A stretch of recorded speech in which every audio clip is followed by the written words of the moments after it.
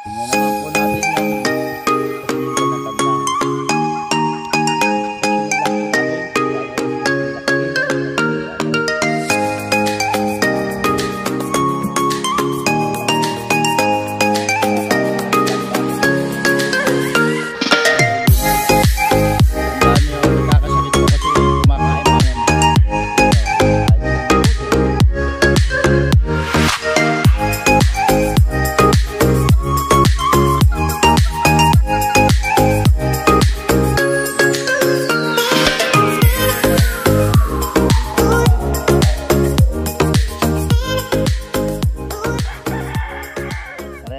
Tingnan naman po natin yung effect ng yung response sa sa winning tone ng mga lumulugo na inahin. Magagamit na po ito by October o November.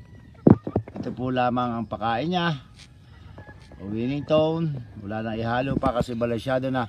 Tapos sa painom po ay ito po Vitacell E, para mas maraming follicles ang nasa kanyang reproductive system, para po pag kinastahan siya ay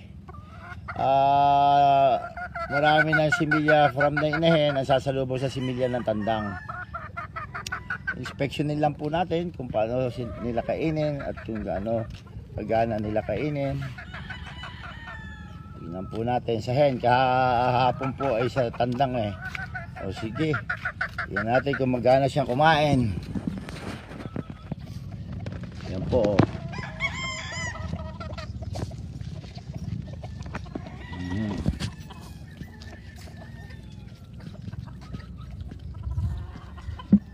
Ito po yung mga unang magtatapos. Kailangan na ito madiwarm, madilaws din pag ako titingin.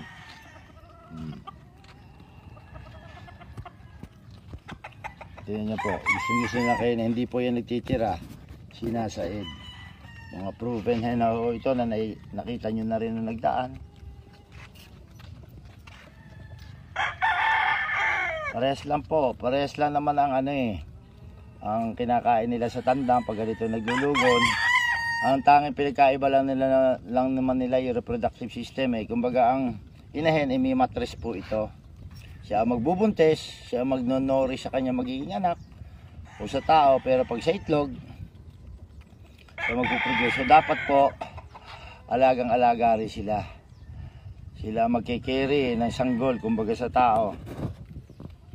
Yan po, sila kain. Ano pa po yung iba? Po napakain lahat po, pangita, winning tone lang.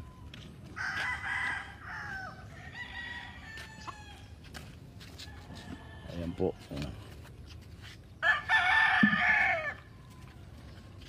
Tingnan natin ito, isang hen na to. Ano na po ito, tapos na po maglugon, halos. Sumusuloy ng bagong buntot. Ano na po ito? Mas mauuna itong mapapasalang. By October kaya na nito pag ako titingin. Depende pa rin po. Lagi po ang recovery sa paglulugon ay depende sa kanyang health status. Bibisita, parang bisita ko po uli kayo dito. Tignan ko po sila kung alin ready ko na rin sa setting.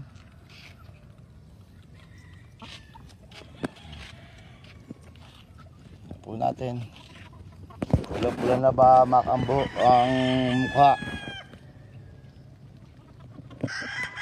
Tingnan natin, may mga bakante pa ba tayong pen doon. Tingnan nyo po, ini-individualize ko sila kasi para less ang stress. Pag naglulugon po, pagka sama-sama sila sa isang kulungan, ako, ang dami nagkakasakit po kasi kumakain papaluin. Ikaw kaya ang kumakain dadagukan.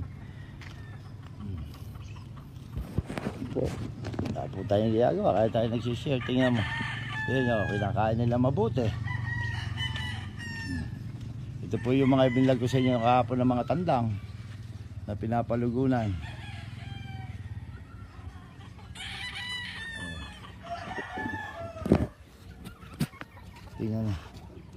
Tingnan nga natin, Mac, yung ano. Pagtapos kumain, tingnan natin kung sino yung pula na mukha.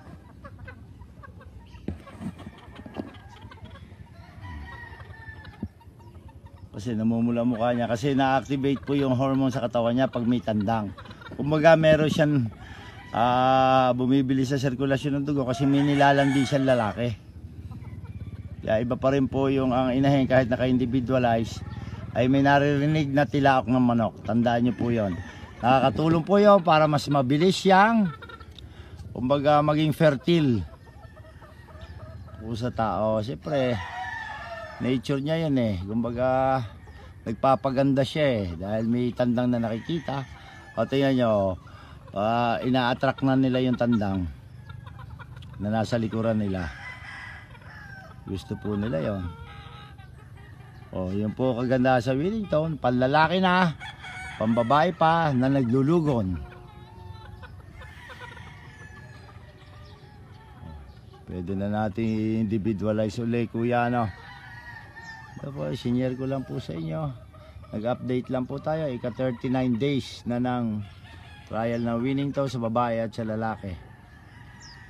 Hawak ka nga na isa na ano. Kuya, pakihawak na. Ilin ba yung namumula na? Nagtatapos pa na lugon eh. Yung isang yun nasa dulo. O, ito po. Sige, okay na kuya. Tingnan nyo, pula na ang mukha. Alin ba yung pulang-pula? Tingnan po natin. Kaya po ako, mas tutok po ako sa hen na sa breeding. Mas gusto ko pong i-breed, inuulit-ulit ko ang hen kaysa sa pulet. Pagka po hen, mas quality po ang itlog, pati ang magiging anak na sisiw.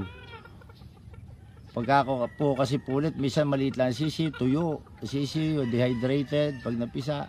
Ay pag hen, talagang ano siya, matured na matured. Ang kanyang immune system, ang kanyang reproductive system, mas quality po ang sisiw.